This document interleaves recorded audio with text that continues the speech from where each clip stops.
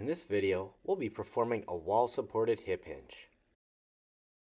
We'll begin with a self-check pre-test, just to get an idea of how mobile we feel through the hips.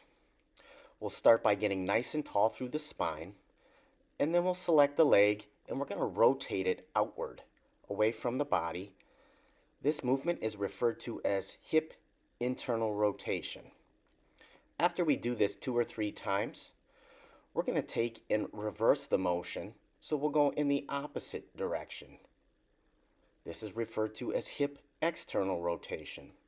When performing these movements, pay attention to how far you can move, as well as how easy it is to perform the movement task.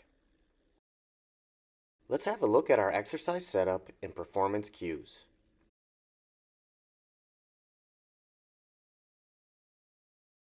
We'll be aligning our feet shoulder width apart.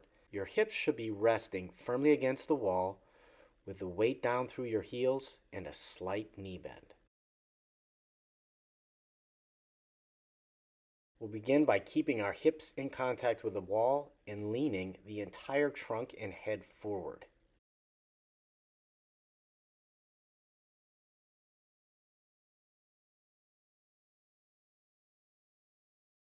Notice the speed at which this is taking place. It's slow and controlled, moving everything as a unit.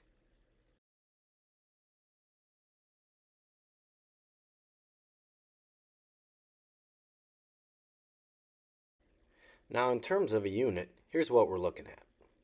You can see how the head and spine and hips are all in a line while moving in and out of the position.